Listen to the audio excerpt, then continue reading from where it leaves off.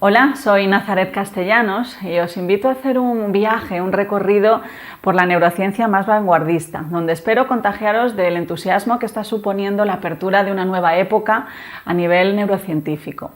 Lo que os voy a contar tiene muchísima repercusión para la investigación en medicina, para las neurociencias, para la farmacia, pero sobre todo, y es con lo que me quiero quedar hoy, tiene muchísimo que decirnos a nivel personal y a nivel social.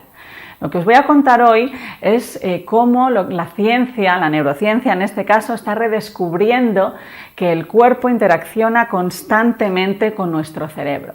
Os propongo un recorrido de fuera hacia adentro y de abajo hacia arriba por el cuerpo para que veamos cómo influye nuestro cuerpo en nuestro cerebro, en nuestra mente, al fin y al cabo. Y empezamos hablando por la postura corporal. Si nos hubiesen preguntado, ¿no?, posiblemente cómo influye la postura en nuestra mente, en cómo nos sentimos, pues quizá la mayoría de nosotros hasta hace muy poco hubiéramos dicho que mi estado emocional, el cómo yo me siento, qué estoy pensando, influye en mi postura. Si yo estoy triste, me agacho, mi cara lo refleja y el cuerpo sería pues un reflejo de nuestro estado de ánimo. Pero lo curioso, ¿no?, y lo que está ahora devolviendo la neurociencia es que esa flecha va en los dos sentidos. Cuando yo estoy mal o cuando yo estoy bien, mi cuerpo lo refleja, pero cómo esté mi cuerpo también influye en nosotros mismos. Hubo unos estudios que se realizaron en universidades de Alemania y de Estados Unidos que mostraban que cuando nuestro cuerpo está encogido, cuando nos inclinamos, cuando tenemos una postura más de recogimiento, de sumisión, podríamos decir, se ve afectada en nuestros procesos cognitivos, es decir, nuestra atención y nuestra memoria. Somos capaces de memorizar menos, prestamos menos atención a las cosas, porque nuestro cerebro interpreta que si nuestro cuerpo está en una postura de sumisión, de tristeza, de encogimiento, es porque no estamos saludablemente, ¿no? Y por tanto los procesos cognitivos lo reflejan. Pero no solo eso, no solo la postura, una postura corporal encogida afecta a nuestra atención y nuestra memoria, sino que esa misma postura, solo por tener esa postura, nos hace aumentar lo que se llama el sesgo negativo, es decir, de todo lo que suceda en el mundo, de todo lo que esté pasando a nuestro alrededor, nos vamos a quedar más con las cosas negativas que con las positivas. Memorizaremos más aquellas cosas que tienen un talante negativo. Cuando tenemos posturas que podríamos decir con un toque más chulito, ¿no?, de una apertura de piernas, una torsión de la espalda un poquito más estirada, pues aumentamos nuestros niveles de cortisol, que es esa hormona que genera nuestro cerebro, más responsable del estrés. Aumentamos los niveles de cortisol cuando estamos muy estresados, cuando tenemos ansiedad. Pero también esas posturas que a veces tomamos sin darnos cuenta afectan a nuestro sistema endocrino y son capaces de aumentar los niveles de testosterona. Entonces, fijaros, ¿no?, la postura corporal es capaz de darnos ese mensaje de vuelta al cerebro, el cerebro lo interpreta y como tal el cerebro responde ante ello. La postura del cuerpo es cuando observamos a alguien, cuando estamos hablando a alguien, no solo estamos escuchando lo que está diciendo, es más, damos mucha prioridad, mucha importancia a la postura, a lo que nos está comunicando el cuerpo del otro. Cuando ponemos esas posturas más encogidas o esa postura un poco más agresiva, le estamos comunicando muchísimos mensajes a la persona que nos está viendo. Pero sobre todo, si hay algo que se contagia y si hay algo que le gusta mucho al cerebro, es sonreír. La sonrisa beneficia al sistema nervioso, al sistema cardiovascular, al sistema endocrino y al sistema inmune. Solo por el hecho de sonreír, independientemente de que haya un motivo o no, sonreír es un feedback que nuestro cerebro interpreta como que las cosas a lo mejor no son tan duras como nosotros pensábamos. Sonreír es una cosa que pacifica nuestro estado emocional, nuestro estado de ánimo. Entonces, ¿qué aprendemos de estos enfoques que nos está diciendo la neurociencia sobre la interacción entre la postura corporal y el cerebro? Que demos cuenta a lo largo de nuestro día a día cómo está nuestra postura, que aprendamos a ser conscientes en qué postura estamos, porque eso es un mensaje que nuestro propio cerebro va a interpretar. Pero no solo eso, sino porque cuando vamos por la calle, cuando estamos en entornos, ¿no?, rodeados de mucha gente, y estoy pensando, por ejemplo, en el metro, cuando cogemos en el metro, vamos contagiándonos de esos cuerpos que muchas veces tienen posturas pues de cansancio, de estrés, de ansiedad, de apatía, ¿no? Yo invito, ¿no?, con estas investigaciones a tener cuidado, a pacificar nuestra postura y a pacificar nuestro gesto, sobre todo, a sonreír muchas más veces. Y esto es lo que nos dice la neurociencia por fuera, el cuerpo, la postura corporal. Y ahora os invito a ir hacia adentro, hacia los órganos. Cómo los órganos que habitan nuestro cuerpo influyen constantemente con nuestro cerebro. Y vamos a empezar por uno de los grandísimos hitos de la neurociencia más actual, algo que está suponiendo una absoluta revolución a nivel científico. Y es lo que se llama el eje intestino-cerebro. Nuestro intestino se descubre y se publica hace poco más de 2-3 años, se publica en una de las revistas más prestigiosas, en Science, que nuestro intestino se comunica constantemente con nuestro cerebro. En nuestro intestino, en el colon, tenemos hasta 2 kilos de bichitos minúsculos que componen lo que se llama la microbiota. Esos bichitos actúan, ¿no?, sobre nuestro sistema nervioso y sobre el sistema endocrino e inmune. Tienen muchísima relevancia en cómo responde nuestro cuerpo a diferentes ataques. Pero lo que nos quedamos hoy es con la interacción entre el intestino y la actividad neuronal. La actividad, el comportamiento de esa cantidad de bichitos que está en nuestro intestino está regulando la actividad bioquímica de nuestro cerebro y se dice que es uno de los grandes reguladores de nuestro estado de ánimo. Fijaros hasta qué punto llega la interacción que tiene. Uno de los resultados más sorprendentes que lidera sobre todo la Universidad de Cork, en el sur de Irlanda, es que nos dice que aquellas zonas del cerebro que más se ven influenciadas por el intestino son las áreas del cerebro que corresponden al cerebro social, a cómo nos comunicamos con los demás, cómo vemos el mundo, cómo interpretamos lo que está sucediendo. Fijaros, eso tiene una relevancia enorme para la psicología, para la psiquiatría, para la forma de entendernos, ¿no? Cómo las culturas, los pueblos, no solo se componen de su lengua, de su hábitat, también compartimos gastronomía y eso nos hace, pues, ser seres más similares.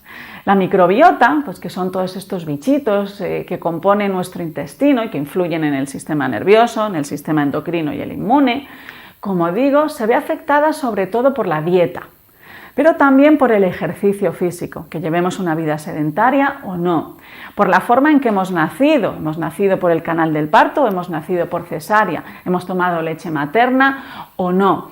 Se ve muy influenciada también por los niveles de contaminación que haya en el aire. Eso es muy importante. También por la cantidad de antibióticos que hayamos tomado. Y también, algo que es importante, es la diferencia que seamos hombres y mujeres. En ese sentido, pues nos está devolviendo todos estos estudios de la microbiota hablar de la importancia del estilo de vida.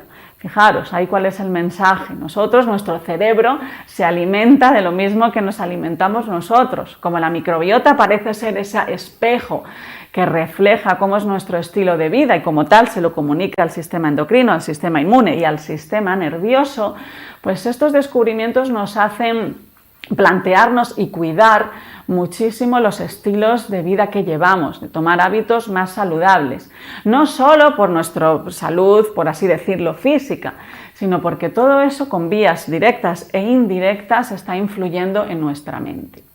Esto es a nivel de las investigaciones que se han hecho sobre la microbiota, pero hay un estudio que a mí me gustaba especialmente, que fue muy llamativo y que se realizó en la Universidad de París. En este estudio lo que hacían era medir los campos electromagnéticos, la energía, la electricidad que genera nuestro intestino y la que genera nuestro cerebro.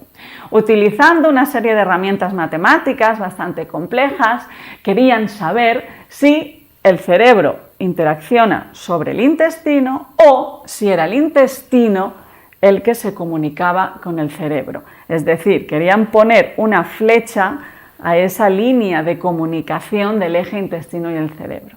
Y sorprendentemente, y algo que a mí me encantó y me entusiasmó, porque pues, he sido siempre una grandísima defensora de que es todo el cuerpo y no el cerebro solo, pues celebré el día que se publica que aquellos resultados matemáticos daban que la interacción iba del intestino al cerebro. Es el intestino el que parece mandarle mensajes al cerebro. El cerebro lo integra, el cerebro recibe todo lo que está pasando en nuestro cuerpo y al final parece que tenga la última palabra. Pero lo curioso es que nos hacía replantearnos la influencia del intestino, la influencia, ¿qué me están diciendo mis tripas? ¿Quién toma las decisiones? Es una de las grandes preguntas que tiene ahora la neurociencia, ¿no? Creo que estos resultados invitan a cuidar muchísimo la dieta, a cuidar el ejercicio físico, a cuidar los entornos, los aires que respiramos, a cuidar al fin y al cabo lo que es nuestro estilo de vida. Ese es el primer mensaje que nos manda los estudios de la interacción del eje intestino-cerebro. Y sigamos, vamos un poquito más arriba, llegamos a la respiración, vamos a los pulmones. ¿Influye la respiración en el cerebro? Esto es curioso, ¿no? Porque en otras tradiciones orientales, ¿no? La gente que viene del yoga, de la meditación, de la medicina tradicional china, cuando hablo con ellos y les transmito mi entusiasmo, ¿no? Porque la ciencia está demostrando que la respiración influye sobre el cerebro. Pues claro, me miran así un poco sorprendidos diciendo, pero si hace ya 2000 años que lo sabíamos, ¿no? La ciencia pues le está dando un nombre, le está poniendo imágenes, creo que está haciendo un papel importante de difundir estas bondades. Pero al fin y al cabo lo que está viendo es lo que ya se sabía, que la respiración es un poco la llave a moldear nuestros estados mentales. Hace pues también poco más de 3 años se publica en la revista Science, un estudio de una universidad estadounidense, publica que se descubre la vía anatómica por la cual el cerebro sabe cómo estamos respirando. Sabe si yo estoy inspirando, si estoy expirando, si lo estoy haciendo por la nariz o lo estoy haciendo por la boca, si es simétrica por ambas narinas o no. Todo aquello, lo que compone el patrón respiratorio, parece que tiene muchísima relevancia para el cerebro, pero no solo para los procesos de oxigenación y su repercusión en el sistema cardiovascular, sino que lo interesante, lo que demostraba este artículo a través de esas vías neuroanatómicas de la respiración, es que la forma en que tengamos de respirar influye sobre nuestra atención, sobre nuestra memoria y sobre la respuesta que tenemos a las emociones, cómo respondemos ante una emoción. Fijaros, ¿no?, lo interesante que es eso. Una de las pistas que nos daban estos artículos y que es algo pues, que nos vale a nosotros, ¿no?, para poder pues, trabajar nuestra atención, para trabajar nuestra memoria, pero también para regular las emociones. Muchas veces pues, nos sentimos un poco llevados por una emoción que a veces es excesiva. Muchas veces nos vemos contagiados por miedos, ¿no?, que navegan por nuestra sociedad, ¿no? Pues una de las pistas, como decía, que nos daba este artículo es la importancia de aprender a respirar, de respirar más por la nariz que por la boca. Eso tiene muchas ventajas a nivel físico y luego hablaremos de las ventajas que supone a nivel cerebral, pero sobre todo nos habla de observar nuestra respiración, de dar cuenta cómo estamos respirando a lo largo del día. En esos momentos en los que nos vemos, pues como digo, saturados o secuestrados por una emoción, tenemos una llave absolutamente en nuestra mano que es aprender a respirar de una forma un poco más lenta. Ralentizar nuestra respiración es algo que calma muchísimo el cerebro, que apacigua un poco la respuesta de los sistemas emocionales de nuestro cerebro. Y esto es lo que descubren unos investigadores en una universidad italiana, donde apoyados en técnicas de neuroimagen vieron cómo los sistemas emocionales, los sistemas límbicos de nuestro cerebro, aquellos que están involucrados cuando tenemos una emoción, pues vieron qué pasaba con ellos cuando respiramos por la nariz o cuando respiramos por la boca. Pues a lo que llegaron los investigadores, también algo que ya se conocía desde hacía siglos, es que es la respiración nasal la que puede conseguir un amortiguamiento de los sistemas emocionales, es la que podría conseguir calmarnos. Fijaros, y eso es muy importante porque yo creo, al menos en los muchísimos años, ¿no?, que yo he estado estudiando, a mí nadie me ha enseñado nunca en la universidad en 20 años a respirar, y creo que eso pues debiera ser una asignatura que se incluya, no sé si en la universidad o al menos en las educaciones primarias, aprender a respirar, ser más consciente de nuestra respiración. Cuando estamos respirando por la nariz, sobre todo cuando vivimos en entornos, en ciudades pues muy ajetreadas, que tienen mucha contaminación, al respirar por la nariz, las diferentes capas que componen mi mucosa hacen que se filtre un poco la suciedad que viene en el aire. Esa ya es una gran ventaja para nosotros. Pero sobre todo, la que más podemos utilizar en ciertos momentos es aprender a respirar por la nariz para intentar calmarnos. Eso tiene una ventaja, ralentizar nuestra respiración. Que sepamos, lo que nos dice ahora la neurociencia, es que tenemos a nuestro alcance pues una de las grandes llaves para moldear pues nuestras respuestas emocionales, para poder moldear también la respuesta cognitiva de nuestro cerebro, nuestra atención y nuestra memoria. Eso es la respiración. Y relacionado con la respiración, en el sistema cardiorrespiratorio, está el corazón. Y esta es una de las investigaciones que más tiempo me ocupa a mí en mi labor científica, y es la relación que tiene el corazón y el cerebro. Eso es muy bonito. Fijaros, empezamos por recordar una frase que decían los egipcios, que ha sido una de las últimas culturas cardiocentristas que hemos tenido, y decía: puse el corazón en ti para que recordases lo que habías olvidado. Esto dicho con este lenguaje tan poético y tan bonito, y del cual pues podríamos sacar tantísimas conclusiones y enseñanzas para uno mismo, es algo que se está empezando a ver en la neurociencia. Hemos pasado a lo largo de la historia por diferentes etapas donde hemos pasado del cardiocentrismo al cerebrocentrismo. Hemos buscado siempre, ¿no?, quién es el rey. Es el corazón, es el cerebro. Desde hace aproximadamente 200, 300 años no más, pues el reino residía en la cabeza, en el cerebro. Pero en tradiciones de Oriente, pero también de Occidente, hasta hace muy poco siempre hemos tenido una visión de que es el cuerpo entero y no solo el cerebro. Siempre en diferentes tradiciones, la medicina india, la medicina tradicional china, la medicina chamánica, por ejemplo, de los mayas, pero también la medicina pues más cercana a nosotros, Hipócrates, Galeno de Pérgamo, nos decían, hablaban de esos tres ejes: el intestino, el corazón y el cerebro. Hoy en día los estudios que están relacionando el corazón y el cerebro nos plantean una visión muy interesante, ¿no?, sobre cómo percibimos el mundo. Un estudio que se realizó en la Universidad de París, que fue muy llamativo y que se publicó en la revista Nature, nos decía que percibimos el mundo exterior, percibimos lo que nos llega cuando nuestro corazón y nuestro cerebro se sincronizan. Cuando nuestro cerebro no responde a los latidos del corazón, a veces perdemos ese contacto con el exterior. Eso en neurociencia se llama el parpadeo atencional. De vez en cuando nos desenganchamos del mundo, nos desconectamos. Nuestro cerebro, nuestra cognición, nuestra consciencia del exterior desaparece. Y volvemos a aparecer cuando el cerebro se vuelve a conectar con el corazón. Entonces, uno de los investigadores sugería: ¿puede ser que el corazón sea una puerta a la percepción? Los estudios fueron más allá, empezaron a salir una serie de estudios que pues ponían un poco las cosas patas arriba, ¿no? Resulta que el cerebro tiene que interpretar lo que está haciendo el corazón, lo que está haciendo los pulmones, lo que está haciendo el intestino. Pero sobre todo hay una conclusión pues, que está trayendo un poco de cabeza al mundo neurocientífico, que no sabemos interpretar, que nos dice que cuanto más se comunica nuestro corazón con nuestro cerebro, más pensamos en nosotros mismos.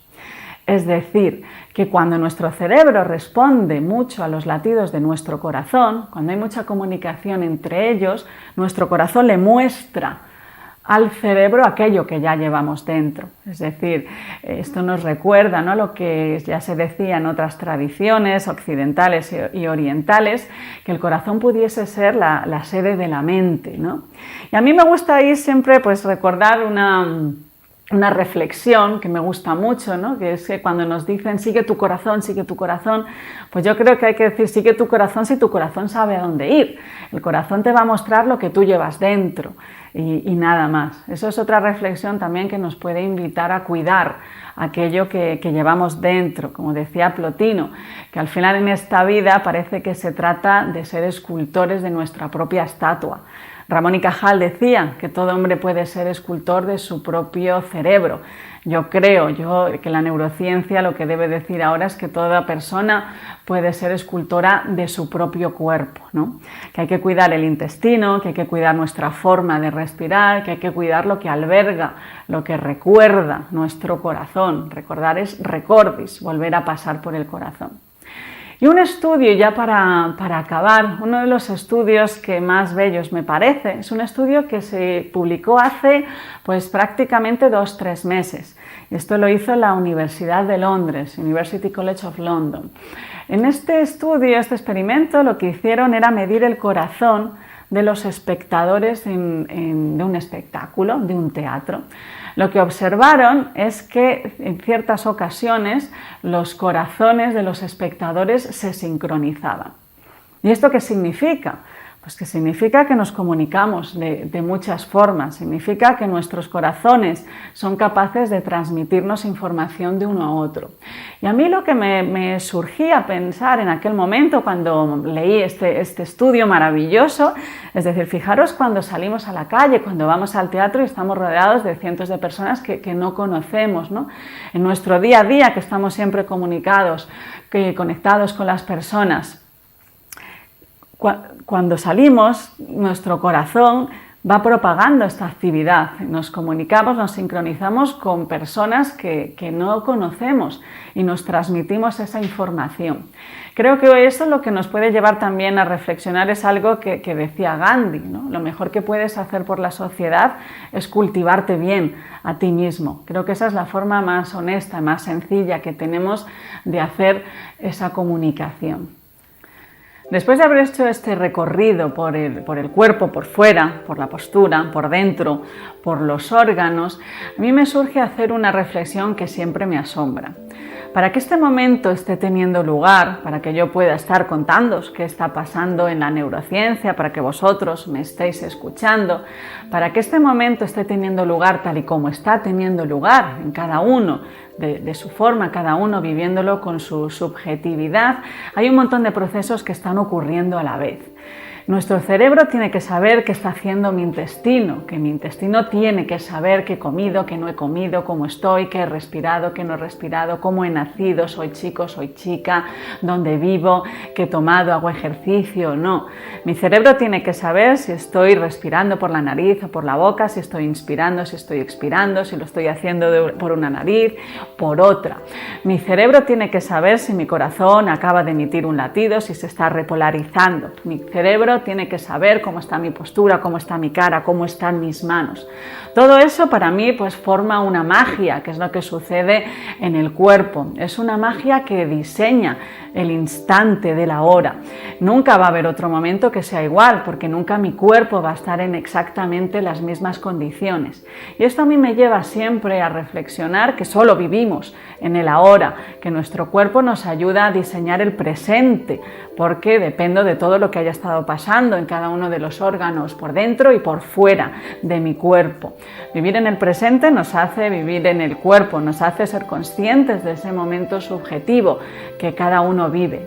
Cuando yo me voy al pasado, cuando me voy al futuro, ahí no está mi cuerpo, y ahí posiblemente lo que estoy haciendo es imaginando. Invito a vivir desde el cuerpo, pero sobre todo, si tuviese que hacer una reflexión y si tuviese que quedarme con una definición de felicidad, Para mí, una de las formas de felicidad, o quizá con las que más me identifico, es con el entusiasmo. Para mí el entusiasmo significa asombrarme por las cosas, que vea algo, que estudie algo, que me sorprenda, ¿no? La magia. ¿Cómo puede ser que todo esto esté sucediendo absolutamente a la vez? Eso me parece mágico. Y ese asombro, esa admiración por la naturaleza en este caso, a mí me lleva, y creo que invitaría a una forma de humildad que es muy sana, ¿no?